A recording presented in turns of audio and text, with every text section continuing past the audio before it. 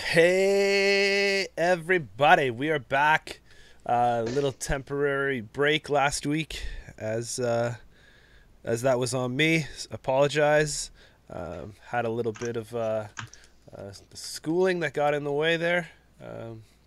But all that aside, welcome, fellas. Anything new and exciting on your ends of the net running world? I like turtles. No, I'm kidding. I don't really have anything significant. Is that turtles the Mm. animal? Is that of the ninja kind, or is that the little chocolate treats that usually come out at Christmas? It may or may not be a breaker that is in the criminal faction. Oh, Excellent. Some would say it's in all factions. Yeah, some would say that, right? In all factions. Yeah. Mm.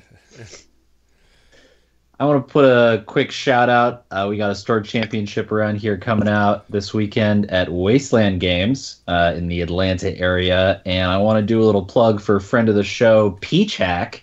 He word on the street is he might be running one of his famous streams. No commentary, unfortunately, just raw stream, but should be good stuff. Good players around here, and so follow the old Peach Hack online, and if he runs the stream, you'll see the link and come out and join us. now you're saying if everyone's gonna make plans to tune in, and I know. Well, I don't want to speak on his behalf. I know he said he's wanted to, so better hit him up on the old socials. check it now. I've put the pressure out there. Anyway, this weekend, Saturday, make it happen. Hollis, is that all you had as a turtle comment? Should we just dive into our other stuff? I said let's dive in. Trey Songz. He knew the way to go. Just dive in. All right, so this is how we're going. This is part 2 of the first pack of this cycle. We're going to talk about corporation, but what we're going to do is we're going to do dedicated episodes from now on about any IDs if they come in the pack. So we will not be talking about the corporation ID that was released.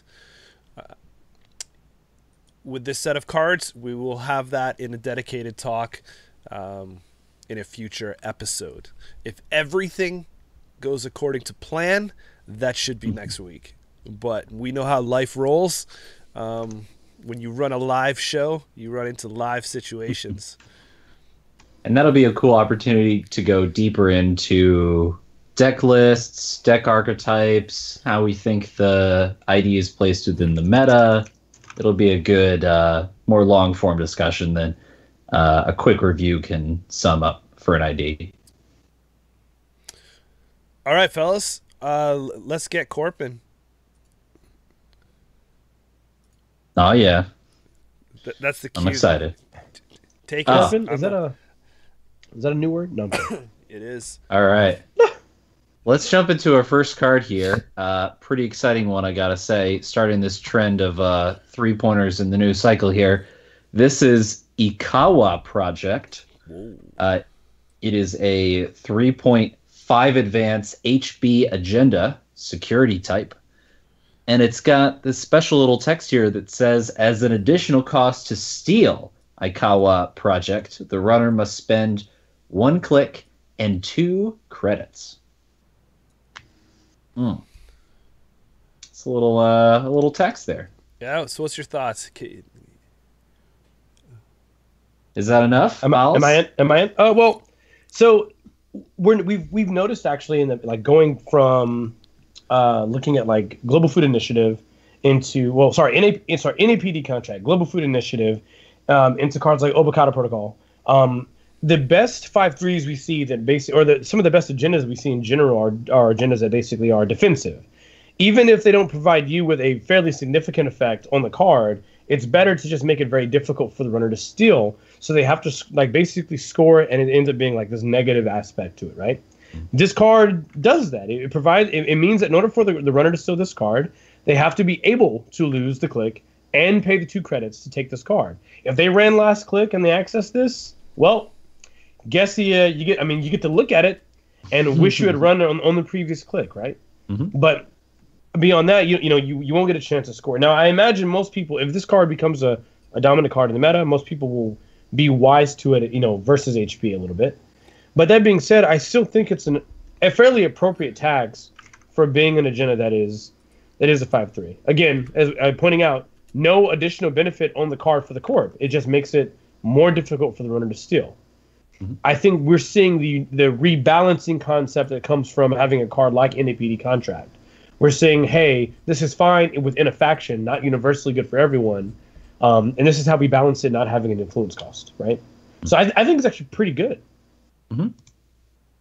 What are your thoughts, Jameson? Alec?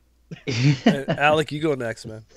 Yeah, I definitely tend to agree with you, Hollis, there. I've seen this card pop up multiple times playing recently, and it is a tricky one to steal. If you find it early enough in the turn, if it's not well defended, it's certainly a pretty mild tax, but if the corporation can squeeze you into an uncomfortable lineup of cards, like even just putting down a Fairchild 3.0 one turn and then the next turn double advancing this behind there, most runners are going to really struggle to steal that agenda. So that alone is a really solid play. What I think is noteworthy about this card is that it's competing for a slot within HB decks these days for that 3-point agenda, and that is Elective Upgrade. Elective Upgrade has been seeing a huge amount of play. It's been really huge for the faction. It's essentially a biotic labor on a stick. You score an Elective Upgrades, and the runner is under a huge amount of pressure now to win pretty quickly. So for most HB decks, I've been sort of tossing it over of which one you go with. I think most HB decks are going to choose Elective Upgrade, and for that reason, I think a co-op project is a little worse. But I do still think there are decks where a co-op project is the call, whether it's Satyr Labs or any sort of Bioroid-heavy deck. You could make a decent argument for Ikawa Project. Also, particularly if you're running cards that tax out the runner like Ash or Strongbox or Punitive Counter-Strike. There are definitely some nice little subtle combos and interactions. But again, I don't think it's a universal agenda for the faction. But for the decks it works in, it works pretty well.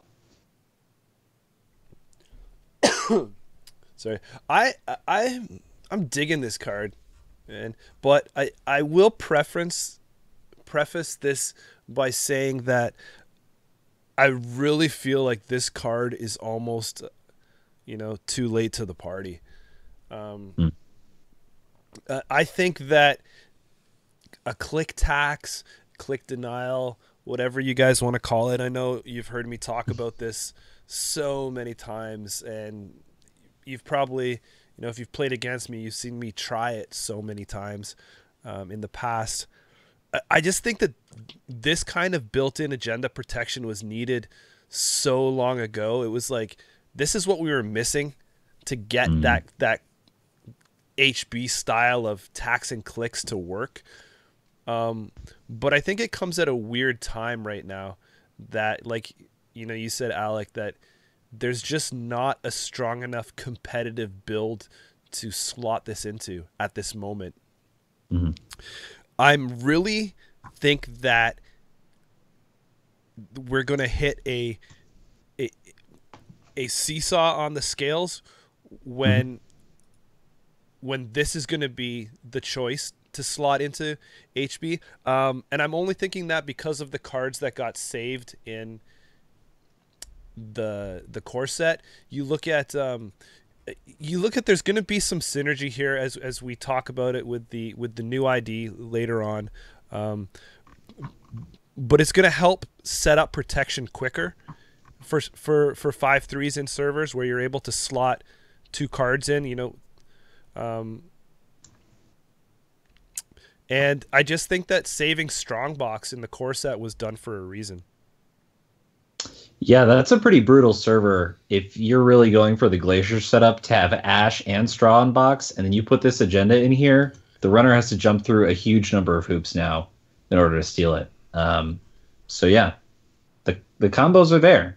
It's just a question of, like you say, how good are they in the current meta? Yeah, and I mean, you're looking at some of the other ones that Hall has talked about where defensive ones are usually really, really good.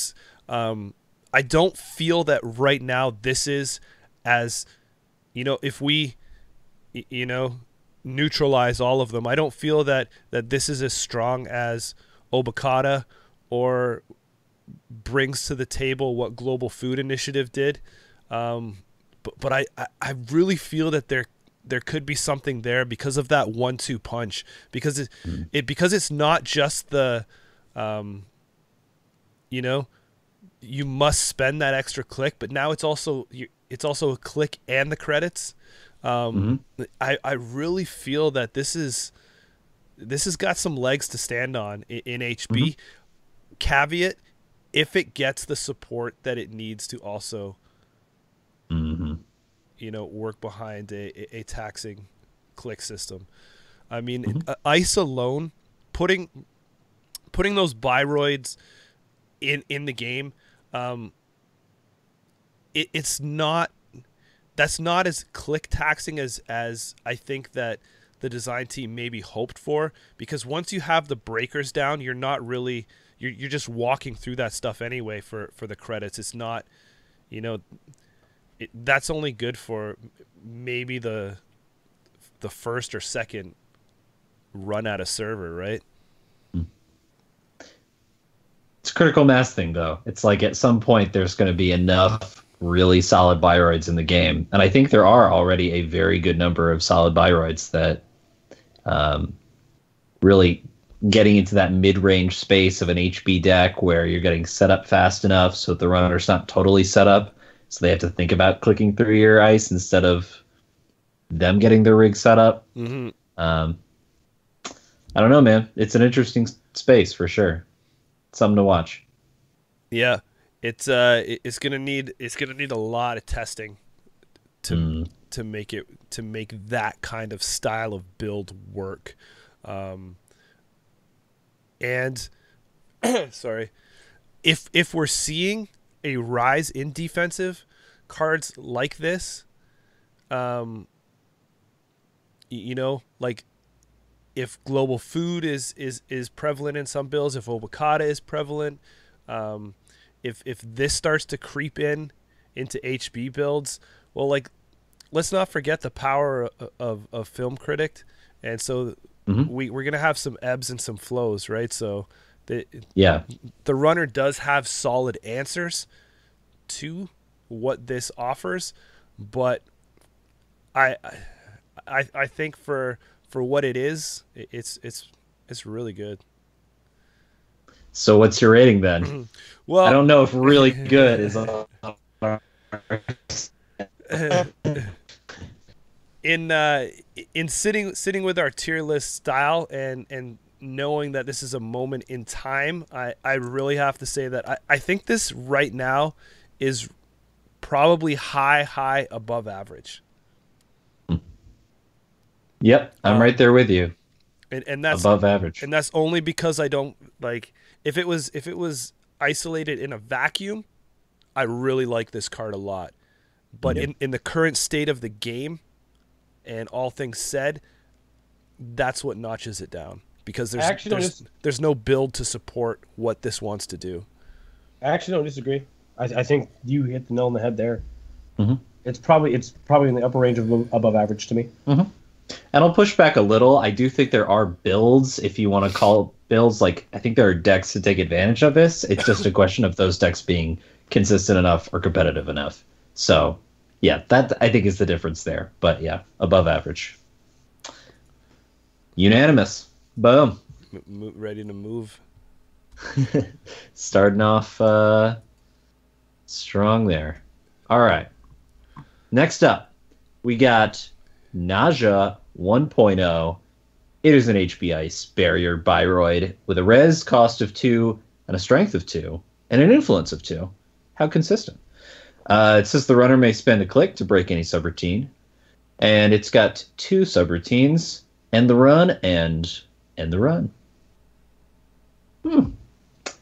It's like we've seen a card kind of like this before. Yeah. How about that? I wonder where. No. So I think this ice is doing exactly what it is supposed to do versus a paperclip world, right? Like I think that this card comes in, it costs you. I mean, it's to me an incredibly fair exchange. You as court pay 2 to make sure the runner pays 2, because paperclip costs 2 to get through this. So, I mean, however that value works for you, it's a cheap 2/2 barrier. It's designed to end the run. I hardly think you would ever click through this, ever. So the card basically just it's a 2 credit, 2 in the run sub routine. I think this is. I don't know. I think you include this if you are playing. I don't know. The difficult evaluation here is that I think that often you want to have this early game cheap ice that you know that you can res for very few credits. It's going to make the runner have to go get. It's going to be the gear check. And normally with Byroad ice, the interesting thing is it doesn't count as a gear check, right? Because you can click through. But are you going to click through a 2-cost piece of ice like this? No, right. You're gonna go get your gear, right? You're gonna get the program. You're gonna put it into play. So this is an appropriate gear check that answers the issue, and it's the reason why people played Ice Wall for forever. Where you knew it didn't really do much. You knew you weren't going to advance it, but it meant, hey, you got to get the barrier. Do you have it now? No? Well, I guess you're out. And I think this is kind of doing the same thing. Yeah, it's an interesting little offer there to the runner of you put down this ice, you put down a card in a server, and then you just wait. And if they run it and you res, you go, you want to spend 2 clicks to see what I put down? Could be an Adonis, could be an agenda. Figure it out. And for a deck that's wanting to put in those little installs there, those Maryland campaigns, those advanced assembly lines, Adonises, I think this is pretty nice.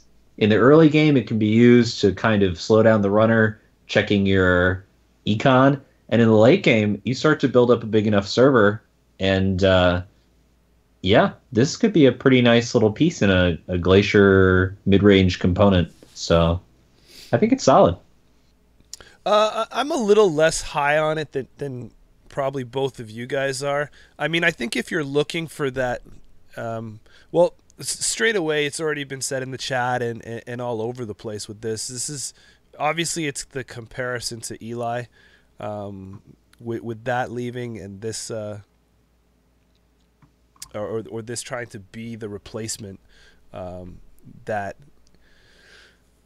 to Eli as the go-to barrier for cheapness. But I really feel like there's other solutions in the game. There's cards that if you really need a good piece of gear check, there's way better, use some influence and pull something in. I think to me this is very average slotting, and it's only there for basically getting some Byroad synergy in faction, which isn't necessarily a bad thing. It's not a bad thing, but I don't think that it's I don't think it's enough for me to get super excited over. Sure. So I'm just like, there it is. That's fair. I don't necessarily see it as a gear check. Just putting that out there. I think it's more of a tax. I think it's more like a pup in that you can get through it. You just have to pay a cost, rather than it's going to keep you out. And you're going to really have to think about going through it, spending clicks, or do I spend time to get my breaker? So more so taxing than gear checking. But I do think it's nice for certain IDs, like Architects of Tomorrow. You get a little 2-res Byroad, that's pretty nice. Yeah, I mean, for that ID. That's what I'm saying. I think if you're playing it in HB and you don't have any influence left to pull in some of the better barriers that we've seen in NBN, then this is obviously what you're going with. But if you've got some influence room, you probably want to still maybe stick with looking at Wrap, IP blocks, some of the bigger, more popular MBN style ones that we've seen. So my vote is this very average. It's not really doing anything special for me. Fair enough. I am gonna lean into my optimistic self, and I'm gonna put it at above average because I like where it's going. And I am also going to lean it above. Wow, this is New Year, New Hollis. Lean back. Yeah, man. Lean back.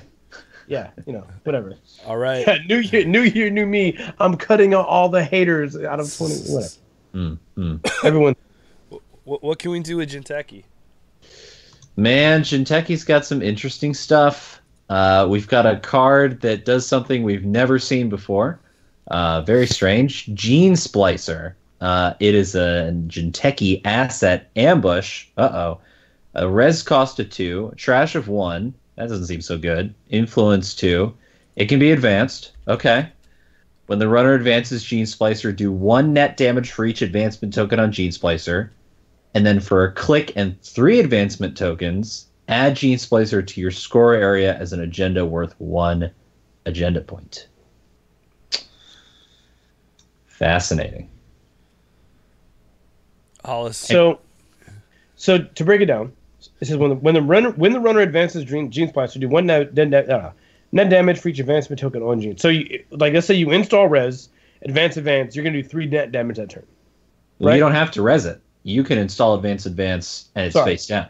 Yeah. So but I'm assuming that if you go advance, and then do so basically, install advance will do 3 net damage immediately. And of course now they know you have this ability on it that will basically allow you to add it to your area on the following turn, your score area on the following turn for 1 agenda point. So they trash. Right, yeah, they're gonna trash this. Trash for 1 because it's trash for 1. Just 1. Yeah. But the thing is, by the time they do that, I mean, you really have already done your damage. So you automatically get to say, hey, I don't know what you're doing on the following turn, but you're probably gonna draw up and then come get this card. Because I'm actively doing net damage to you right now. This is my plan. I feel like a card like this is sort of difficult to evaluate because generally whenever we see, you getting the option to damage your opponent's, deal net damage to your opponent, it's either as a result of Ronin, right? Which has an invested cost that is kind of, a critical mass, right? Or it's because of their actions. Whereas this could be effectively an immediate thing. Also, it's worth noting that you can just advance this until whenever. Sure. And if they don't touch it, this card can become very bad, right? At 2 advancements in a server that's a scoring remote, maybe, right? This card becomes a card where I've got 3 advancement tokens on it. I advance it, now you take 4. Which is pretty significant, right? Oh yeah. Am I crazy? The ability to get 2 advancements on this, and then on the following turn, if it's in a scoring remote or what have you, if they're not going for this, the deck that has this card in, if this card's in play, you can advance it the 3rd time. Now the opponent's taking 3, and you know what? I advanced it the 4th time, and now you take 4. Am I crazy? That's the way that works, right? No. I think you're a little confused, Hollis. It's when the runner accesses this card, you don't deal net damage as you advance it. I want you to know right now, I misread this, and I was losing my mind. I was like, wait a minute, what is happening? I can do net damage as I advance? No. I was a little confused with what you're talking about. Okay, it works like a June bug. Oh, okay. So evaluating this card appropriately, then I really like it still because it means that now I get this choose to invest in this card and make it an agenda worth 1 point, which in Jinteki, we're all about those 1,000 cuts concepts, right? Sure. That's an archetype for Jinteki. And then now that I know that I can just simply advance this card enough times to say, hey, are you going to come get this? Do you want to take 3 net? You want to take 3 net and take net damage like a snare, or do you want to give me the 1 point? It's a tough call sometimes. Because sometimes hitting the snare is fine, and other times it's horrible. So I kind of dig this. It is cool. Yeah, it is cool. There are several combos to point out, I think, that are really neat. The Mushin no Shin, of course, is a great way to quickly load tokens on this thing. And then it's looking pretty lethal. Being in a trap deck, you can threaten a lot of different scoring and then have other traps, which are really nice. It's funny to point out, too, that this synergizes with stuff like Trick of Light and Dedication Ceremony, and heck, even Red Planet Couriers, if you want to be crazy. Like, Red Planet Couriers, load this thing up and then, send them all over. But I think Trick of Light is probably the more straightforward combo. But even just as a Trick of Light battery, like, you use this, load it up, score out Philotic and a bunch of one-pointers, and then finish off with the 7th point with this. And all the while, if it's got 2 or 3 tokens on it, the runner has to really think about, like, do they want to take a couple net to stop you, comboing off of this card? So it's interesting. I think it fits in a puzzle of a trappy, combo-y style Jinteki deck. I don't know if that deck is all the way there, but it's a cool one. I think it's neat. I'm like, the Jinteki player in me wants to go gaga, honestly, over this card. I love how they have designed this. I really do. I love different ways to score points. I think different ways to score agenda points really changes the game. It just bananas like. But the problem with this card is I think you can't really look at it as an agenda point. I think that this is just a Jinteki trap, because everything that's being said, I feel if you're trying to rush this out just for the point, you're investing way too much. Right. Yeah, I don't think its primary purpose is the point. I think the one point you get is like a side benefit if the runner doesn't come and deal with it. And if you're out of potential Unleashed or Industrial Genomics or even just PE, straight up PE, like that couple extra net damage is meaningful. Yep. So I like I like this play as a never advance style. I would pump this out. Maybe single advance it, and once it gets a couple advancement tokens on the board, because that's the style you're playing, putting cards out, advance this, advance that. If you get close to the end of the game, then just pop it and take the point. So you're not afraid to invest in it, because it could potentially drop the kill. Where when you access it, you do 1 net damage for each advancement counter on it. There is no drawback there, where in other cards in the past we've seen do 1 net, like pay a certain amount and then do a like net damage, right? So as long as you have advancement tokens invested on it, they're taking damage, which is really, really good. And then, like I said, the added bonus is, at the end of the game, if you need to, just pop it for the points. But I mean, I would think that you're probably playing Jinteki some kind of kill style, and hopefully have net damage them away by the time you actually need the 1 agenda point. Right, but this being there is also, I guess, the sense of like they can't leave things. If the game really comes down to it, and you have some kind of, maybe you're playing some kind of new fast advanced Jinteki, and if this is in there, then maybe they have to run everything, because they can't afford to leave cards on the table that you have advanced, and then you'll be able to just grab that net damage. Right, like Medical Breakthrough, Shipment from Tenon, Philotic, you're just Brain Trust, you're just cranking out points, and then triple click and you're done. Yeah, it's interesting.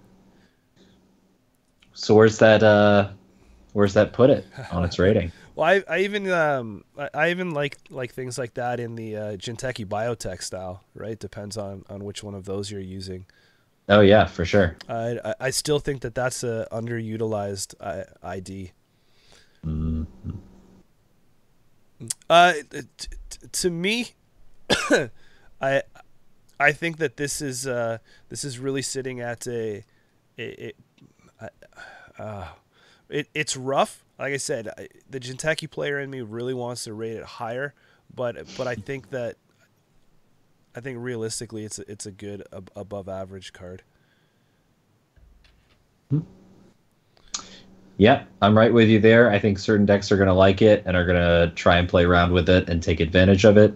I think it's got to prove itself. So above average sounds right to me. Yeah, I think it's pretty much top of above average for me. Mm-hmm. Uh-oh. Hollis. Mr. Eyebrows. I'm going to knock it down, but it's still above average. Yeah. I think that like there's going to be a fight for the slot. The more I think about it now, there's going to be a fight for that particular slot. Someone asked a really good question. Like, for example, like there's so many cards now that fit the slot of do you do net damage or do you score agendas? And with the 1,000 cuts concept being there, well, potentially being there, right? Like, the question becomes, okay, well, if you're going to try to do all this net damage, is this the primary source you want to be a part of that plan? Is this good enough, considering all the other options, to be a part of the plan? Are other cards better options? And I feel like there's going to be like you said, it does have to prove itself, which makes me apprehensive. I'm still going to put it above average, but if I could, I'd like drop it down notches because I do feel like this is the proving ground time. It's like, hey, are you really going to be as good as I want you to be, or are you just going to be like the cut? Yeah, not having to pay really makes it something. Like even if you really want to use your Mushin on it, and you have no money, like they're taking the net damage right away. Like how many times have you played Jinteki? They run a trap like a Cerebral or Junebug or something, and you don't have, like, they come in and have drained your money somehow, and you just don't have that money to pay for that trap that you invested in. So this is really good from that perspective. There you go. All right, moving on to another strange part of the Jinteki pie, some Psy games. All you Nisei division players get hype. It's Maganga, which is an ice trap Psy AP. 1 res, 3 strength, 2 influence. All right. It's got 1 subroutine. You and the runner secretly spend 0, 1, or 2. If you and the runner spent a different number of credits, do 2 net damage. Otherwise, 1 net damage. And then either way... Oh, you disappeared. I'll finish it off. Do 2 net damage. Sorry. Otherwise, do 1 net damage. Trash.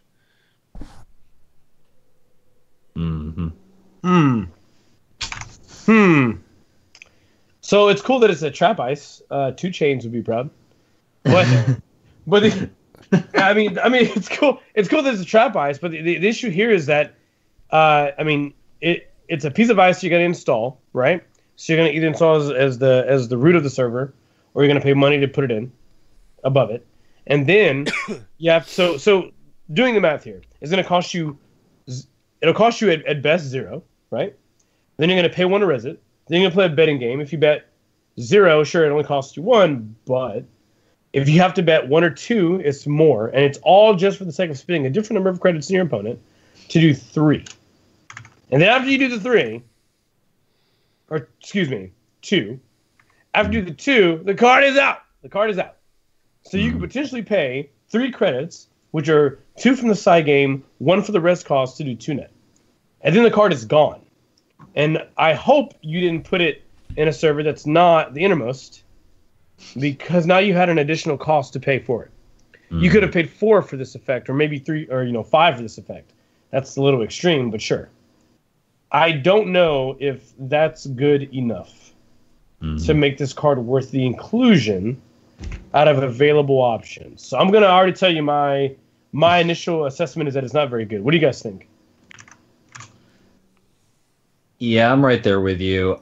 I think the decks that can take the most advantage of this have to put in a lot of combo pieces, like the Hoyobus and Fumikos and Nite divisions, all that stuff. Stack all that Psy tech on top.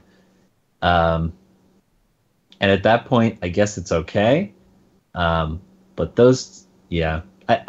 I don't think this is like the thing that makes a Psy-based Jinteki deck really sing. I think maybe you think about putting it in Potential Unleashed or Ag Infusion, maybe.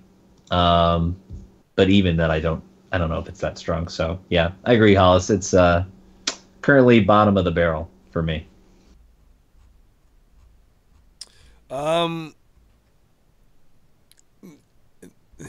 Rating first, this card is bad. Right on. A couple reasons for it. I've never been too keen or too highly keen on psi effects in the ice. The best use we've ever seen psi is in that last access where it was like Caprice, Batty, Future Perfect, like those last defensive things that are costing you something. So the Psy is now the Psy is an additional cost on the ice for this. So you're paying. It's not really one to res. It's one to res, and how much you're willing to move that Psy bet up. Then the second flaw is I don't really like trashing my own ice. So we've all seen this effect on ice before, and we've all seen how useful it was. I mean, data mine wasn't that everywhere? Yeah, really tearing up the meta. Yeah, bump bump bump bump. Right, so this is just basically a spiced up, data mine. Someone threw some paprika on it and thought they could pass it off as a new card, and I don't think it carries. I don't think it carries weight, man. Yeah. Like you want to. Okay, so obviously the Nisei players are gonna bash me for saying that, but you look at the other two damage decks. Where Chronos, like, maybe, but who's playing that style? And then you have the PU decks, Potential Unleashed, but does this really have a home in there? Like, we saw data mine in the PU before for a while, but it wasn't that strong, and I just don't feel like Jinteki's been that style of play where they want to be trashing their ice. Usually you have Jinteki ice and you want it to be damaging and you just want to stick, because from the way that I've built Jinteki and tested in the past with these damage styles, you're running very low composite ice number so that you can pack all of those extra traps, so you can pack all those extra Jinteki tricks and whatnots in it. So you kind of want your heavy damage ice, your heavy taxing ice, put one or two over your centrals and let's play. You don't want a piece of ice to invest in and then have it go away. This is just bad right now for me overall. Yeah, I gotta agree. Thinking about it, the final nail in the coffin for this card is that it has the exact same stats as Aiki, which came out 2 cycles ago, and that card is awesome and is super taxing and does guaranteed 2 net damage for a code gate. I still play with that card. I think it's really good, and yeah, 10 times out of 10 I pick Aiki over this, so I gotta give it a bad. I'm on board. Bad, fellas. Boom. You heard of Goodfellas? This is Bad Fellas, right? Bad fellas. Put it on This the is Bad board. Fellas. Put it in there. All right. There you go. Rounding out Jinteki, we've got an operation for you. It's genotyping, 1 cost, 2 influence. It says trash the top 2 cards of R&D. Okay. And then shuffle up to 4 cards from archives into R&D. All right. And then remove genotyping from the game instead of trashing. Well, I'll tell you right now, there is one identity that sure does love this card. I'll give you one guess. Is it IG? Industrial Genomics. Yeah, that's right. There you go. Yeah. So for them, I think this is worth thinking about. You know, kind of fuels their identity, adds stuff to archives, lets them cycle back some of their tricks or agendas or traps or whatever they're doing. Outside of IG, I'm not that convinced, to be honest. What do you guys think? Depending on what gets discarded, like, to me, the biggest fear is like it's the cards that end up discarding. It's fine to shuffle back 4 cards from your, you know. I'm avoiding, by the way, the industrial genomics combo because you're absolutely right. That's probably the best case use here, right? But even if I look past that and I look at it as a card to try to help me retrieve cards in my archives, put them back in the deck, I have to lose cards off the top of my deck to do it, which could actually, if I already have an issue with what I've thrown away, this sort of could possibly make it even worse. If there's 2 agendas I need to get back, well, the last thing I wanted to be doing is trashing the top 2 cards of my deck and, you know, possibly pulling a 3rd or 4th agenda into my discard pile to have to pull back now. I feel like if you're going to use this card, the idea is that you're going to try to put back some economy, some traps, some other cool, as Jameson put it, Jinteki tricks, right? You want to put those back in the deck a little bit because they're super beneficial. But I don't know, man. I don't think I want to, especially if I already have a lot of agendas even already in my archives, I don't think I want to risk pulling more there to utilize this effect. Because it could just be pointless. I don't know. I feel like I'm not inclined to think that it's necessarily good.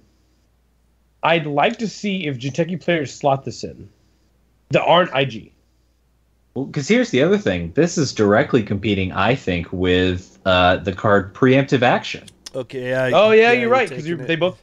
Which is 0 cost. Taking my thunder. Sorry, man. Yeah, I'm rolling in there. Yeah. So, tell us about Preemptive there, Jameson. What do you think? Well, so if you look at Preemptive Action, which this can be compared to, Preemptive costs 0. It's neutral. But so you're shuffling 3 cards from archive into R&D, and then Preemptive Action is removed from the game instead of trashing it. What you're looking at here is a cost of 1 to play. Trash the top 2 cards, then shuffle 4 back, removing from the game still. The thing that I like about genotyping, though, is that it's not terminal. Your turn does not end. This is going to give you a little more flexibility. So that being said, in the grand scheme of the game, looking at the card, this card is not doing much for any other faction. From the, if you put on the blinders and just look at Jinteki, I like this card. This is one of those ways that they're going to try and introduce that whole Jackson, flood mechanic protection, right? Agenda flooding protection into the game now that Jackson is obsolete. So different. You're not going to get a card as powerful as Jackson is, and obviously they're just not going to reprint preemptive action because it's still playable. But in faction, this can see some play. I don't mind being like, you know, trashing 2 cards to get 4 back. I mean, I don't think it's going to make your situation any worse than it was if you need to move stuff back in from archives than it was. So I think it's good. Or sorry, not good. I think it's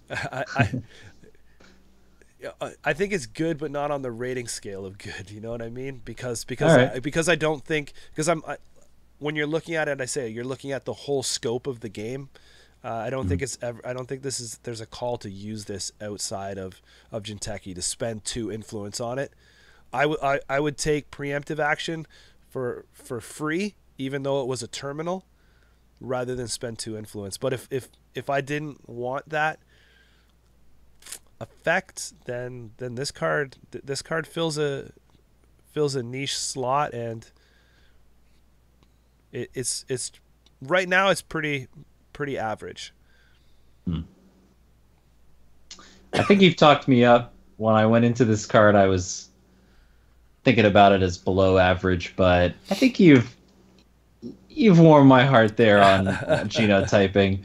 I still think it's pretty niche. I think it's the bottom of average at best, but could see some limited play. I mean, Jinteki always wants something. They always want something to be able to cycle. I mean, there's many times that I used to use Jackson in the past, not even to move agendas, right? You want to just get your traps back, and if you're able to throw off something to get 4 traps back in, you know, then I think that's great in some decks. Sure. And also, we talked about the IG synergy that this can play with. So. Cool. Have we convinced you, Hollis? Below average. I would still put it below average. I personally still put it below average. I don't blame you. I think it's right on the cusp. I think people are going to be looking, though. That people want an answer to not having Jackson Howard, and there's going to be it's definitely an issue that needs dealing with. So whether you throw one or two copies of this in just to solve that issue, if it's, you know, should so come. Fair enough. Two averages, 1 below equals a average, though. So that's right. Alrighty, let's take a look at NBN now. Yeah. We'll head over to an unusual card, Echo Chamber. So 4 res, 1 trash asset. And it's got the ability to spend 3 clicks to add Echo Chamber to your score area as an agenda worth 1 point. There's a little trend in the pack here. Little related abilities. How about that? Interesting. Not the best numbers. So is the effect good enough to justify the high res and the low trash?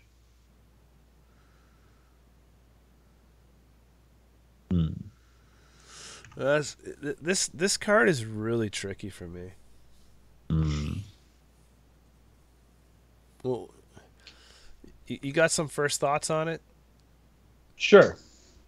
Yeah. No, go ahead, Alex. Do you think? Oh, well, again, I think we're seeing this example, as we've seen throughout the Corp cards this pack, of a lot of cards that fit into pretty particular deck styles, that they're not cards that you would say use across an entire faction, and this is no exception. I think you have to have a NBN deck that is already pretty heavily spamming assets to sneak this out there, and then you take a whole turn, you res it, you get a point. But to interject there, not only a whole turn, right? Like That's like Yeah. that's a turn and 4 credits. Right, which means you are now far less equipped to fight the economic battle that NBN is so good at these days of pressuring the runner with all their assets, and then they hard-hitting news you, and it's no good. Yeah, they're 4 credits and a whole turn down to get 1 point.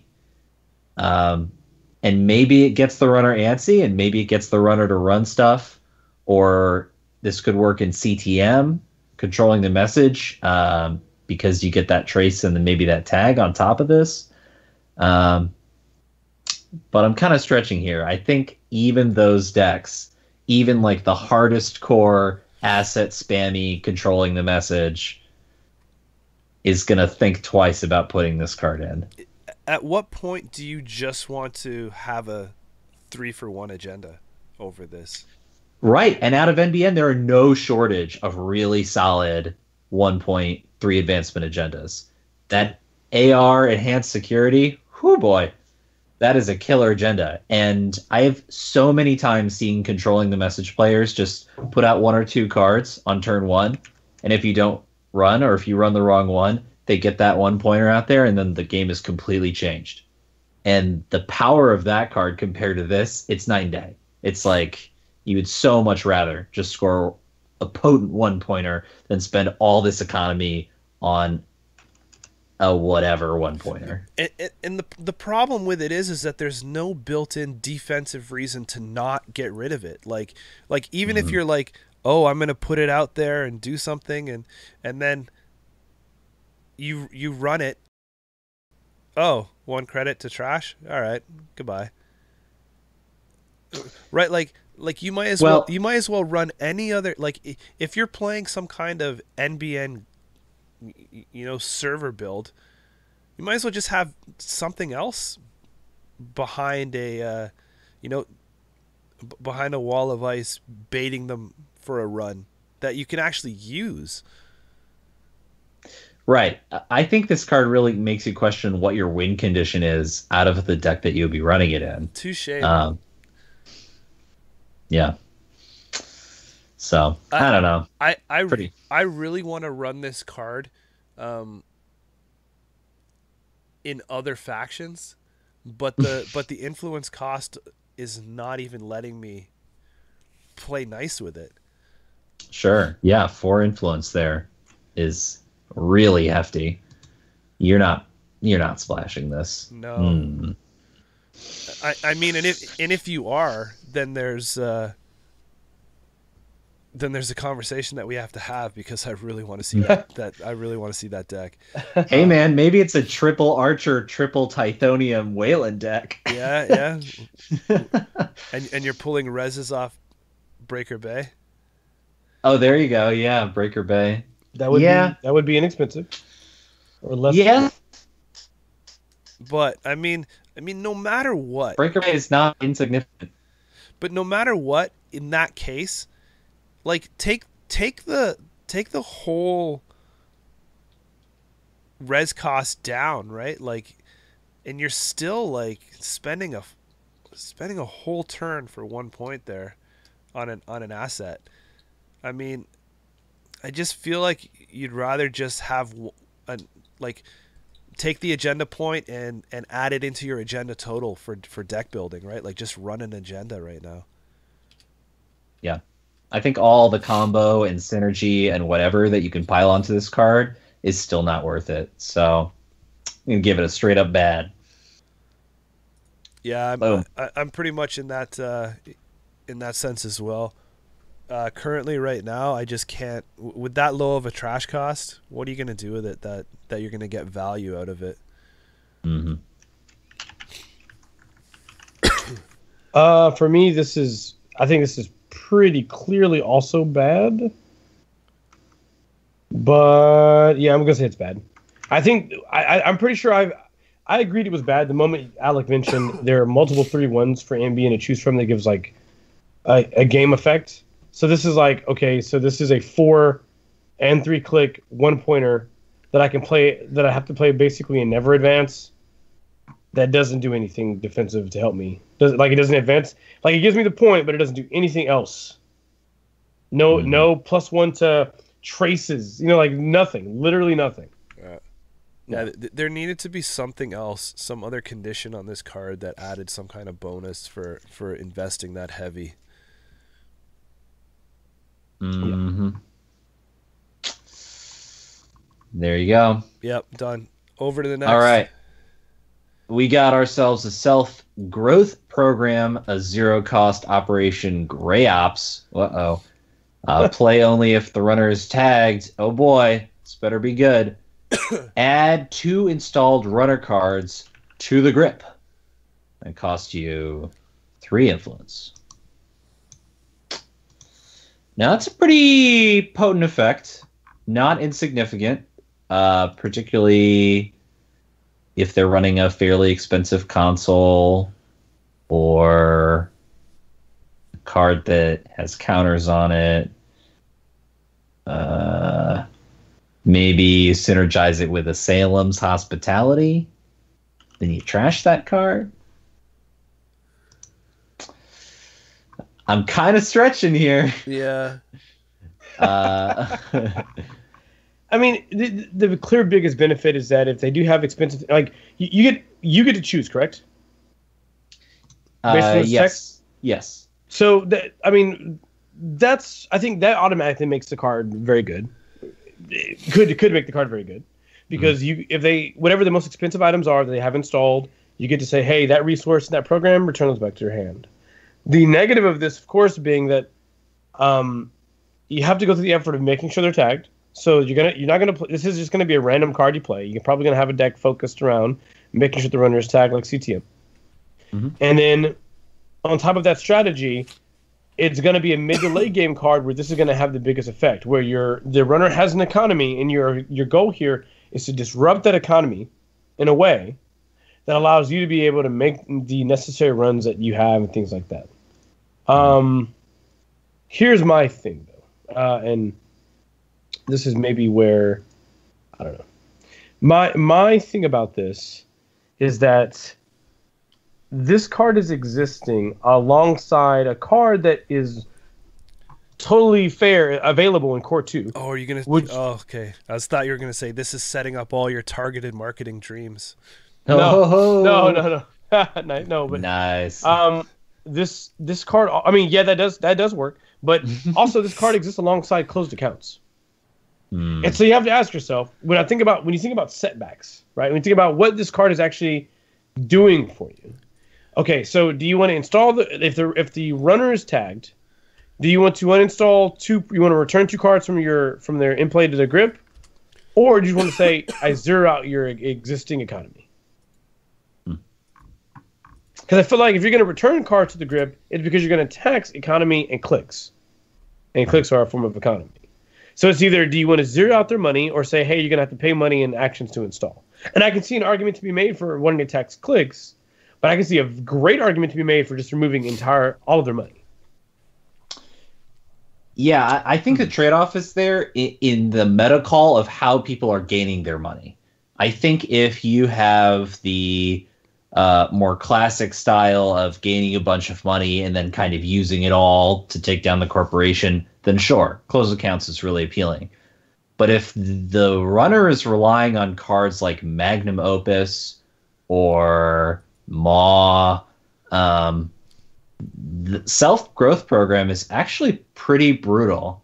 If you pull off a C-source self-growth program, return Magnum Opus to hand, that's a pretty hefty tempo hit for the runner in the mid-game. Are they going to spend that econ to put back down Magnum Opus and keep going? Yeah. I don't think it's insignificant, and I do think there are a couple interesting synergies that exist that work with this effect. So I don't hate it. I think it's actually kind of cool. So I'm not in the I think it's cool mindset. I think that what we have here is diversifying tag punishment. There's some cool little synergies with it, but Um, I think it is looking at slots that are closed accounts. Um, the all-seeing eye also does great tag punishment for resource decks, and guess what? Those resources that you're trashing aren't even going back into hand at that point. So that's pretty cool. The overall situation here is that this is obviously something that is not going to be moved, I don't feel, out of MBN. Sure. Because the ultimate thing for tag is meat damage. And this just doesn't fit that style, right? Like, all we're doing is you can't even clear their protection that's on the board and then get them. Because all you're doing is giving them more protection in hand. You're upping their hand size. So now, like, maybe that boom is not going to catch them because they're holding 2 more extra cards. Sure. Yeah, I don't think this card and boom necessarily go in the same deck. No, but I think that this might have been. I think this might have been cool when your protections, when people were running, like, before everyone was trying to look for ways to clear Plascrete and you had to burn through the counters, like. Sure. So if there was a way to bounce your Plascrete to get it out, and then drop double scorches or something like that, right? So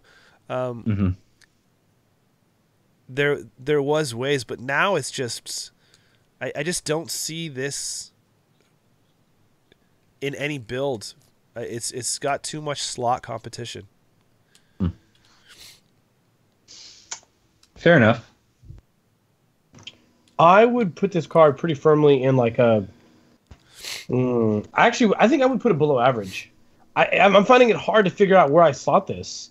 Like, someone made a good point in chat. They said, closed accounts isn't always necessarily better because of available burst economy. But I also feel like if I have a choice of a 1x card, like let's say I'm playing a deck that's heavy in tags, right? And I have a choice of a 1x. Am I slotting this over the 1x closed? Just as an example, would you, Alec? Well, in a deck where I would consider this or closed accounts, I think honestly I'd run both, because my goal in that deck would be to put the runner in a permanently tagged state. So that's out of a sync deck or a soul deck, and just layering so much tagging on them, and then having these key tech pieces to pile on top of them. I'd run both. Yeah. If I choose between the two. Yeah. If I had to choose between the two, I agree. I think close accounts is a slightly better pick on average, but I don't think this is a card you consider for a deck with just one tag punishment slot. But I think you guys are like look at the state of the game, right? Like in situations where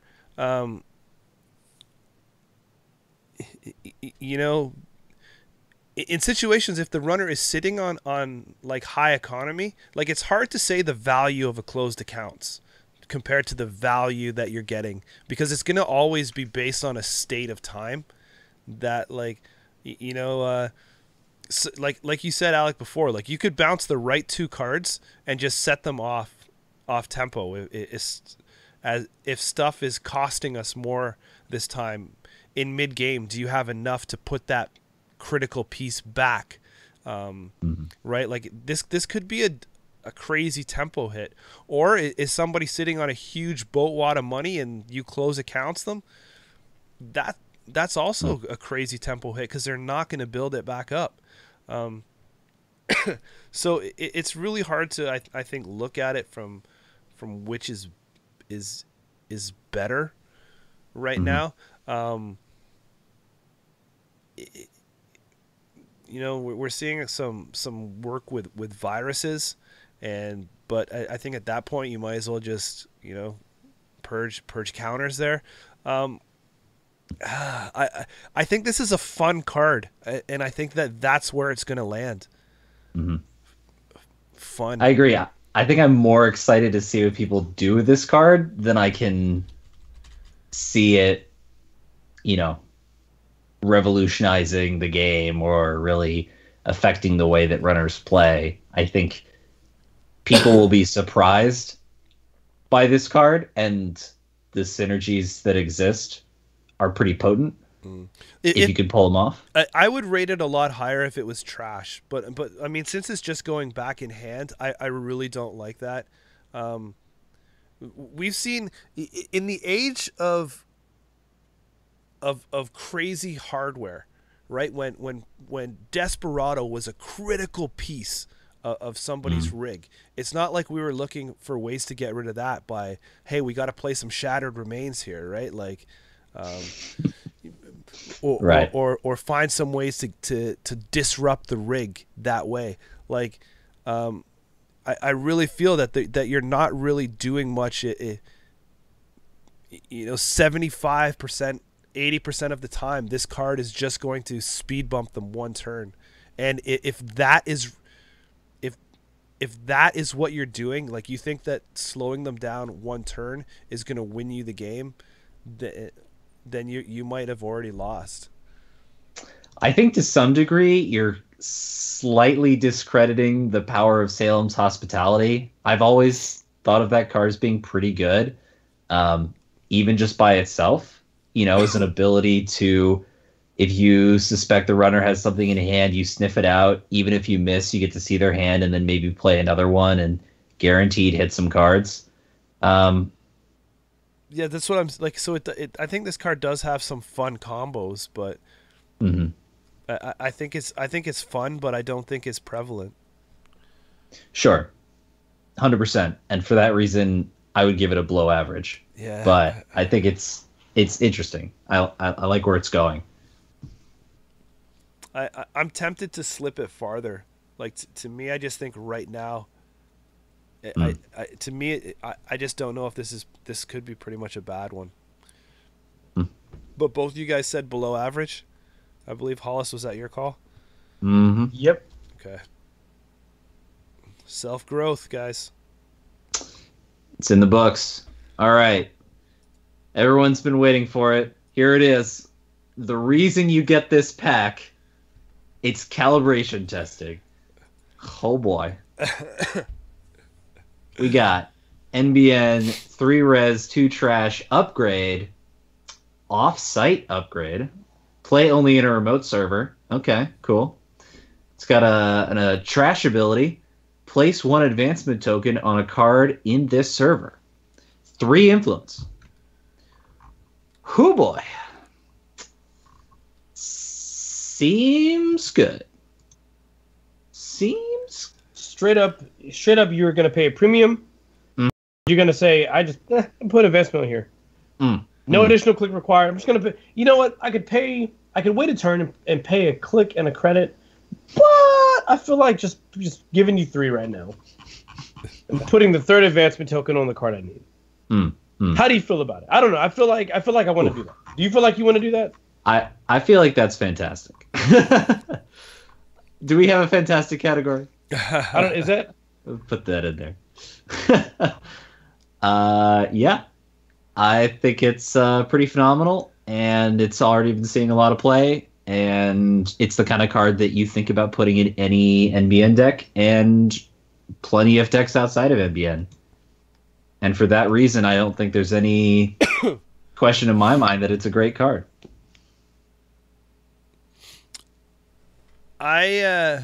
So you dropped the mic on that one. Yeah. He dropped it. I mean, yeah. That's how it is. I don't know if I have anything else for you there, man. I think that this is I'm struggling. I don't know if it's actually great, but more so good maybe for me. I think this is a cleaned up version of what maybe Sansan needed to be, and Sansan wouldn't have been so broken. Yeah. How good do you consider Sansan to be on our scale? And then you can go from there, right? Like, is Sansan above great, or is it only just great? Well, I mean, Sansan was also a tax on the trashing and stuff as well. Sure. Right? So that's why I think like I think Sansan was brokenly like dumb. Like it would have been a great card, and that's why I think this is good. All right. That's fair. I mean, these can stack off like each other too. So I mean, that's cool. Right. And it can be recurred. You've got stuff like team sponsorship, which people are already playing, that you can put it back and do it again. Yeah. Yeah, and next week we'll talk about how it synergizes with that new identity there, and that is a pretty phenomenal combo. That is true there. Yeah. I want to make that statement. I think there's something. Jameson's statement, I think, is sort of profound, because we talked before, in the beginning area part of the game, we said, how do we fix or balance or work out Sansan? How do we make it so that the card is advantageous? You can combine other cards with it to make it good, but it's not so ridiculously powerful by itself without having room for failure. And I think this is a great choice. And at only 2 trash costs? Oh, yeah. Yeah. Because you can make the remote server taxing. Someone's already talked about it. You can put it behind a data raven and a whole bunch of other things that tag you along the way. Mm-hmm. And yeah, you make it, like, as a runner, you make yourself vulnerable to other threats, but I mean, the big threat is I can take a card and advance it to 3 in 1 turn or 4. Like, it's just insane. This card is very well balanced for fast advance, as long as they don't do something.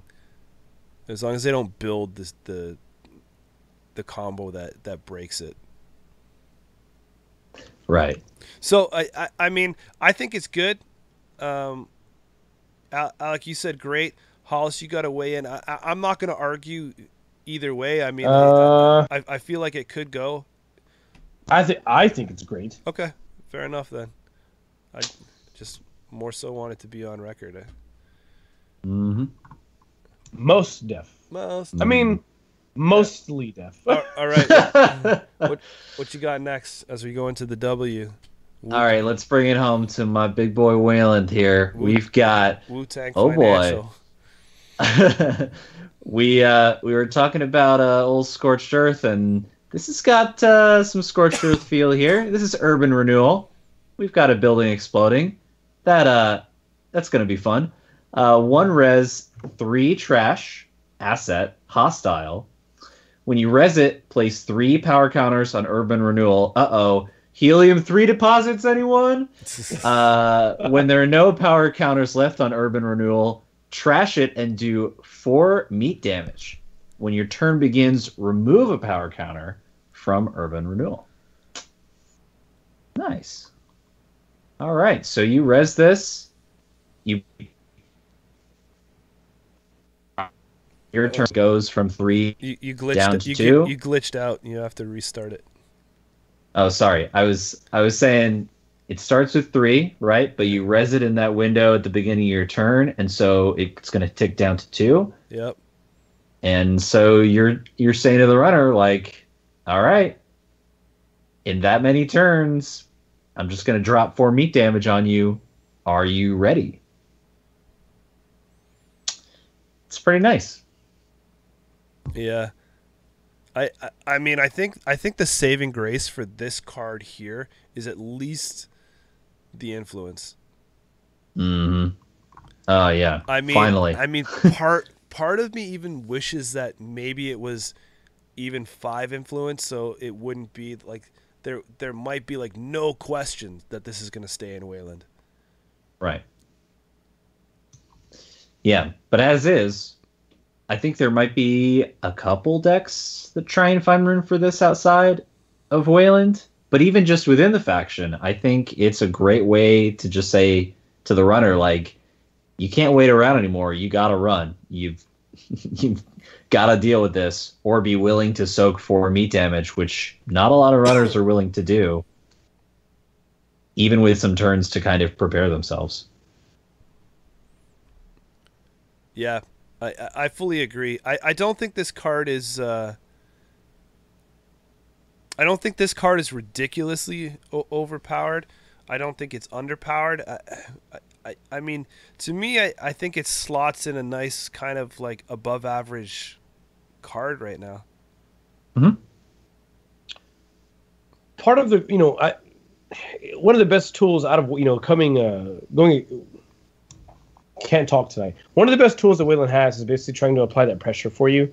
Every corp tries to do this, but Wayland has it definitely in spades where they want to say, hey, I've got this really bad thing that I am building to be incredibly destructive. If you're not aggressive enough, in this case, you were at a very interesting line against Wayland where it's, if you're not aggressive enough, the existing cards I have are going to allow for this combo that ends the game. If you are too aggressive, then you've not recovered enough material, and my actions will make you lose the game, i.e. cards like Boom, so on and so forth. I really like that this is sort of placing an interesting sort of like clock where you can say, this is going to, like you said, Alec, this is going to fire soon. Do you want to run in here and lose some resources? Because are you sure I won't take advantage of that also?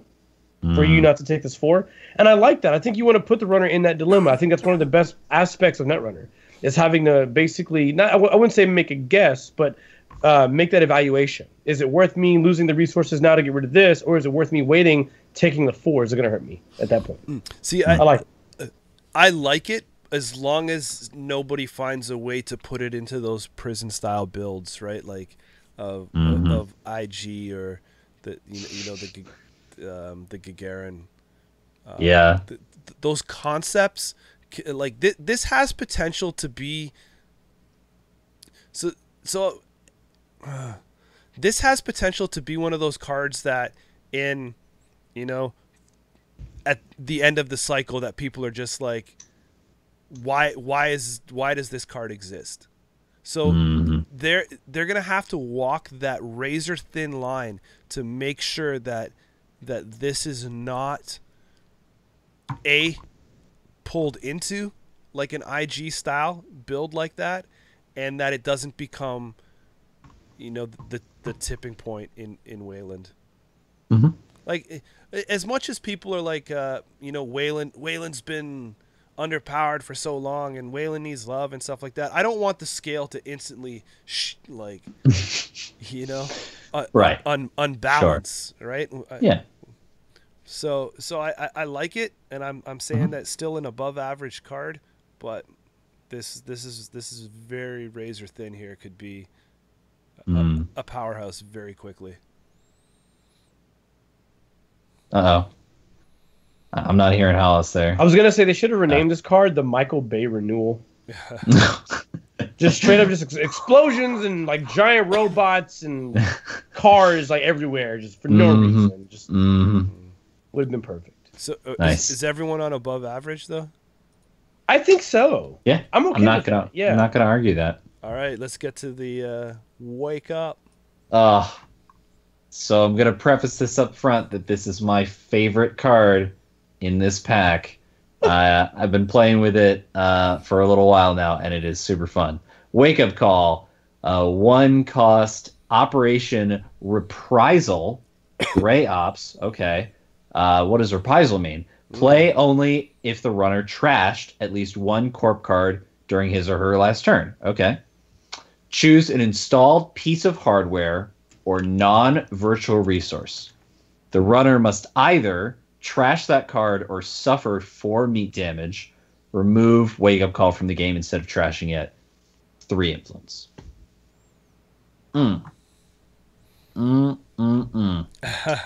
That is some tasty Wayland tech. Oh, I love Wayland, man. It's so good. Wow.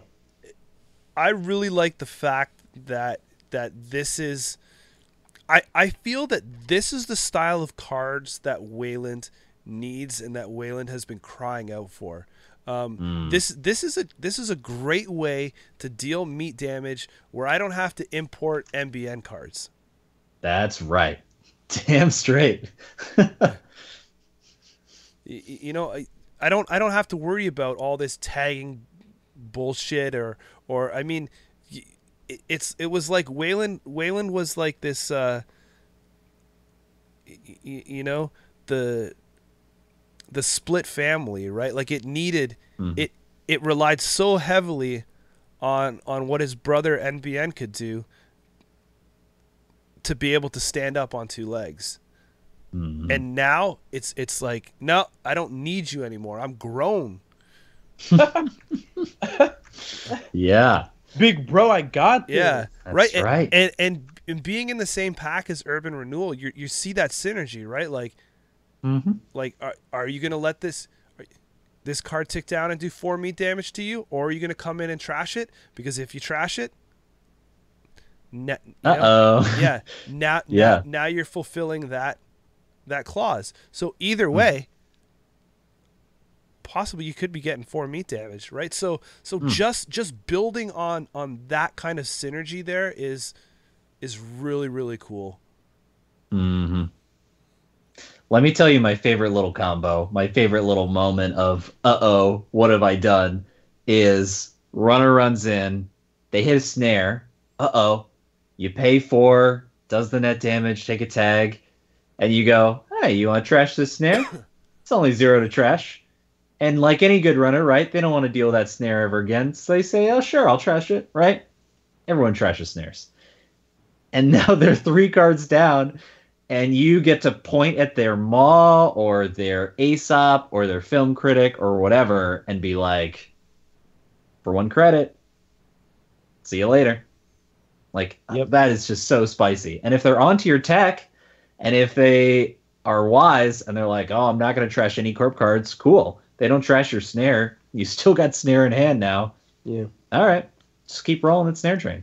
And to me, it's also really interesting because in decks that would go horizontal, this card's crazy. Because if you have very few ice and your deck goes horizontal quite a bit, then that pretty much means that now, like, they're likely to trash an asset upgrade that they encounter when they run R&D, run HQ, run that remote. And once that happens, you're now playing cards that basically you're playing the asset we just talked about. So it's like, sorry, like, are you gonna come get this now? Are you? Okay, well, what'd you say? Like, if you touch my stuff, you blow up. If you don't touch my stuff, you blow up. And like that's a pretty scary scenario to be in. It is. It's pretty scary. And the problem only gets more complex, like you said, when you've got snares. And now it's okay. Well, I guess I'll trash that, or I don't know. Do I want to trash that? Probably not. I guess I'll leave it so you can take advantage of it. It's crazy.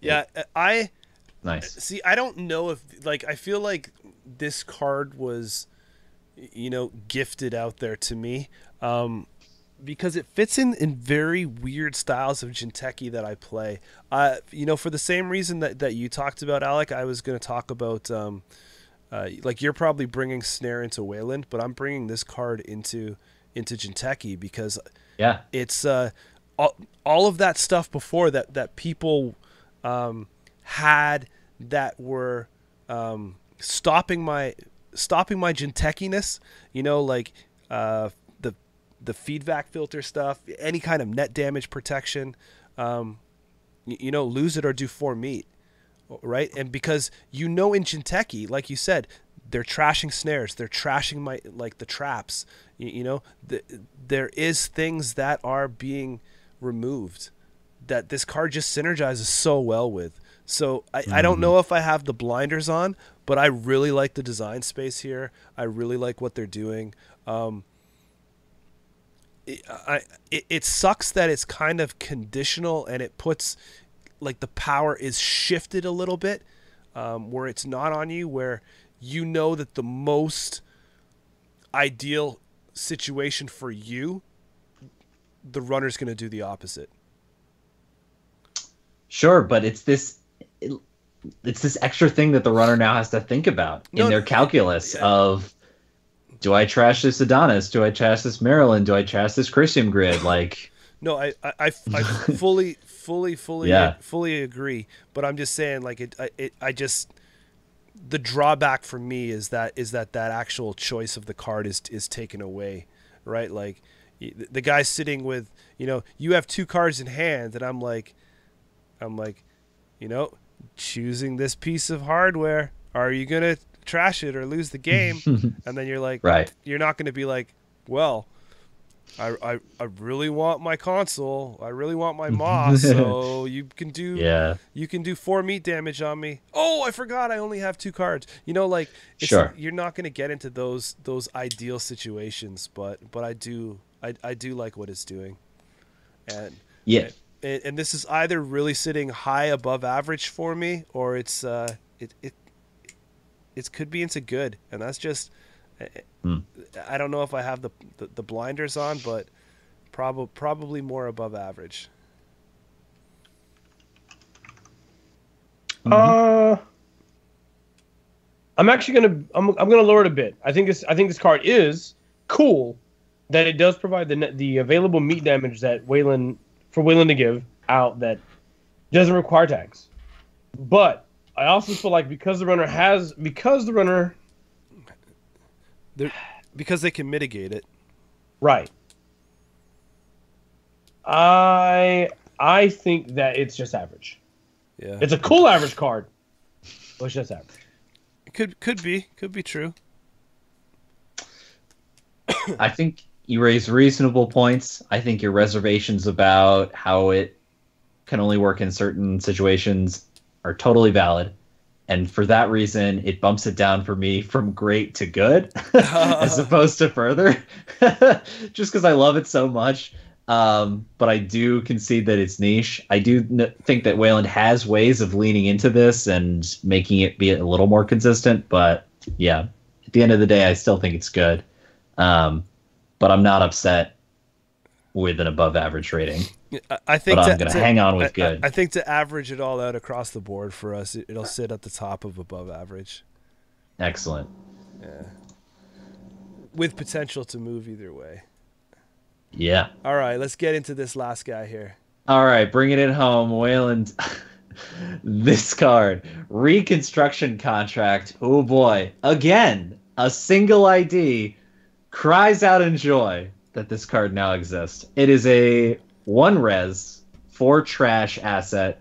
Whenever the runner suffers any amount of meat damage, you may place 1 advancement token on Reconstruction Contract.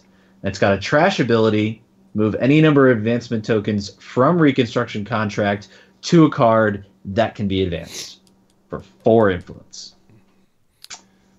Nice. So it's really, to me, the influence on here is, pretty obsolete. Where else are you going to put this, right? Even if this was any lower influence, Wayland is the meat damage home, and that's obviously the criteria that has to be met here. If you're pulling meat damage out of Wayland, you're not doing it to try and trigger this whole advancement thing, right? You're just doing it straight for the kill. So this is Wayland through and through. Yeah, there are 2 very minor combo-y exceptions, but I think they're pretty niche. One of which is Breach Dome, which is maybe a way to run it out of Jinteki. Again, pretty niche. The other is Dedication Ceremony, which can synergize with this card even if you're not doing any meat damage, where you res it and then dedicate it to kind of load up a fast advance. So there are 1 or 2 little combos outside Wayland, but I agree. This mostly sits in Wayland, and it mostly sits in 1 ID in particular, and that is Builder of Nations. Yeah. Yeah, so Builder of Nations has been pretty low tier within the Wayland family. I mean, we love all IDs in Wayland, but Builder of Nations, not one of the premier ones. But it pretty consistently gets 1 meat damage a turn if the runner feels like they need to run. But it's really hard to avoid that, and there are enough pieces of ice now that love advancement tokens that, as a Builder of Nations player, you do not feel bad taking the time and effort to advance all of your ice. I mean, as a stretch, you maybe could run it in Gagarin. Yeah, also true. You know, maybe you can leave it unprotected. Dedicate, double dedicate, install, fast advance 3-pointer, right? For 3 credits and 3 clicks. You score global food. It's not bad. So the combos are there. It's just really interesting to have fast advanced pieces in Wayland, right? The faction that had so few of them for so long, that now you've got them and you're like, what even is this deck? It doesn't exist yet. But now the potential is there. So I think I'm more curious about this card than I am like chomping at the bit. I'm curious to see what people do with it, and if it really takes Builder of Nations to like, or Wayland decks like that to the next tier up. Yeah, but I mean, as it sits right now, I think maybe it's got some more pieces are still going to have to flush out. Like this alone is not saving Builder of Nations. And I know that if just talking about other aspects of the card, I do think that they've going into the cycle, they're definitely done effectively like an overhaul of the way they manage res costs versus trash costs and how good cards are. It seems like the cards we've reviewed thus far that are very powerful, seems like those res costs are definitely boosted and the trash costs are definitely reduced. And I cannot but think that this is one of those more like lower impact cards, but it's a part of a giant piece of a puzzle, being at a 1 res 4 trash cost concept, right? It's a big piece. It's a small piece in a bigger puzzle that's meant to like allow a whole deck to work. I am not convinced. Like you guys have already said, it by itself it's enough. And if I had to give a rating for it, I think actually I rate this card below average. Yeah, I'm in the same. Yeah. And then, of course, it'll probably go up or down in this instance, depending on the other pieces it works with. I feel like it's very difficult to single this card out as like I don't know, just the active card in the combo that makes everything work. I feel like it's a small piece to a better, bigger engine. Yeah, I'll agree with you guys. I have attempted several combo E Wayland decks in recent memory. And as much as the pie in the sky dream of having the dedication ceremony, the trick of light, whatever, in hand at the right time and you score, it's a great thought, but consistency wise, it's tough. So I agree. There is a lot of potential, a lot of cool combo ideals, but I don't know how well that plays out in practice. So I am cool with the below average on this one as well. Perfect. There it is.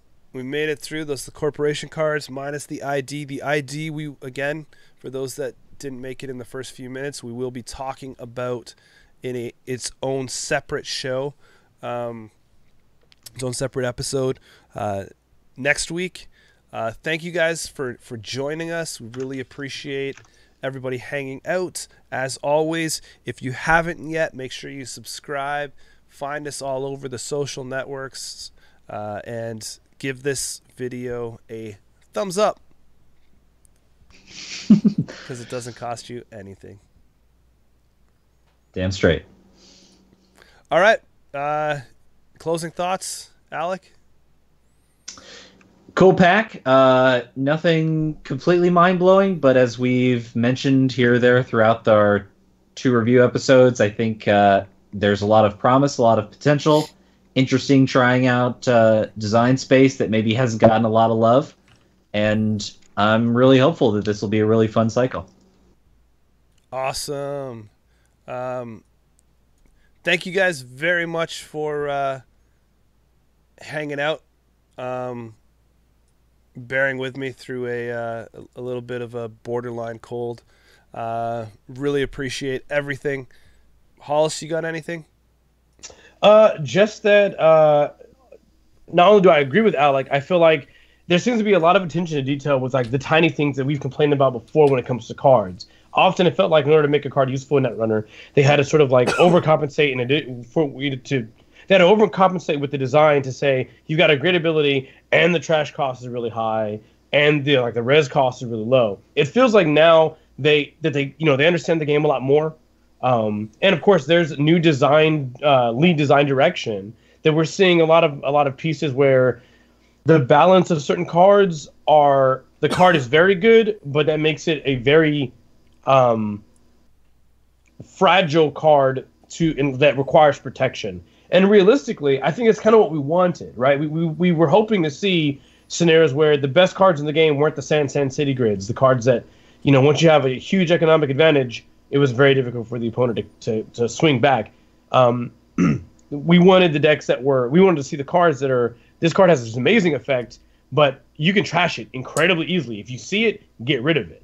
And now, I think we're definitely approaching that a lot more now. I hope, and I sincerely hope that when we get more of these cards out, the game is in this really weird state where there's a constant battle back and forth between the runner and corp to say, you got this great card, but is it worth including with the trash cost being so small? Because for a long period of time in the game, that was not a true concern. It really was not. We had cards like Team Sponsorship that were clearly ridiculous, and they would probably still be played if their trash cost was one and the res cost was one, right?